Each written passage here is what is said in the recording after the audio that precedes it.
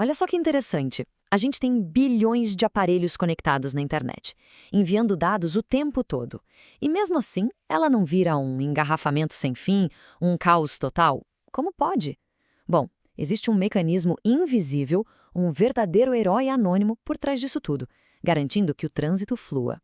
Hoje, a gente vai desvendar o segredo desse sistema, um protocolo chamado TCP Slow Start. Então, vamos lá. O nosso papo vai ser o seguinte. Primeiro, a gente entende o problema, o tal do engarrafamento da internet. Depois, a gente conhece o nosso agente de trânsito, o TCP.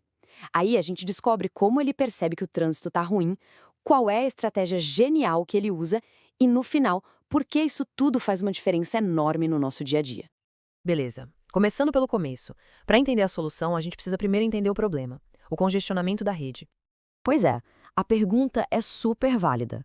Pensa só, é gente vendo filme, jogando online, em chamada de vídeo, tudo ao mesmo tempo. É um volume de dados absurdo.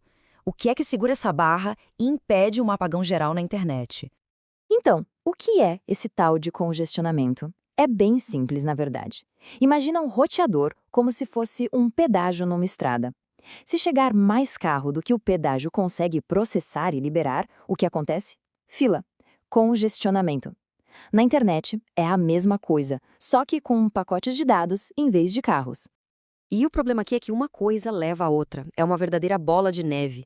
O congestionamento não só deixa tudo mais lento, aquela fila no roteador que a gente chama de buffer, a uma hora lota. E aí? Pacotes que chegam depois são simplesmente descartados, jogados fora. E o pior, o computador que enviou percebe que o pacote se perdeu e tenta enviar de novo. Ou seja, ele joga mais lenha na fogueira, piorando ainda mais o congestionamento. É um ciclo vicioso perigosíssimo. Certo. Se a coisa é tão caótica, como é que a internet se organiza? Não tem uma central de controle de tráfego, né? A resposta para isso é genial e está em cada dispositivo. É o protocolo TCP. A ideia é a seguinte: em vez de ter um guarda de trânsito mandando em todo mundo, o TCP faz com que cada computador se comporte como um motorista educado. É isso mesmo. Cada um segue um conjunto de regras, uma etiqueta, todo mundo sabe a hora de acelerar, a hora de frear, tudo para garantir que o trânsito flua bem para todo mundo. É um sistema descentralizado e que, olha, funciona, que é uma beleza. O TCP, na verdade, faz um monte de coisa importante. Ele garante que os dados cheguem certinho, na ordem correta, sem pedaços faltando. Mas o nosso foco aqui hoje é em uma dessas tarefas, que é talvez a mais crucial para a internet como um todo: o controle de congestionamento. É ele que cuida da saúde da rede inteira. Ok, mas aí vem a pergunta, né? Como é que o meu computador aqui no Brasil sente que um roteador lá do outro lado do mundo está sobrecarregado? Ele não tem uma bola de cristal. A resposta é que ele não precisa saber onde está o problema. Ele só precisa ficar atento a alguns sinais bem simples. O sinal positivo são os ACKs. Pensa assim: cada vez que um pacote de dados chega no destino, o computador de lá manda de volta um recebido, uma confirmação. Esse recebido é o ACK. Se os ACKs estão chegando num ritmo bom e constante, é sinal verde. A estrada está livre, pode mandar mais.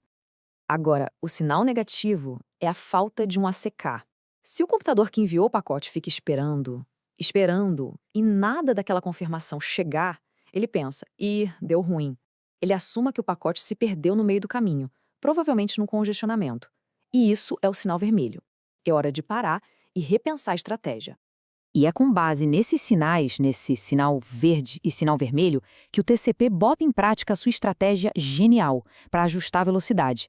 É uma dança constante de aceleração e freada. Essa estratégia toda funciona em fases. A primeira, que dá um nome para a nossa conversa, é a partida lenta, o slow start. Mas olha, não se engane pelo nome, viu? De lenta não tem nada. Na verdade, é uma aceleração super rápida, exponencial, para encontrar logo de cara qual é a capacidade da rede.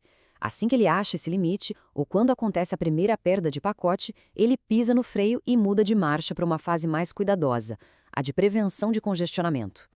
E é justamente essa segunda fase, a de prevenção, que a gente descreve com esse nome aí: aumento aditivo, diminuição multiplicativa. Parece complicado, né?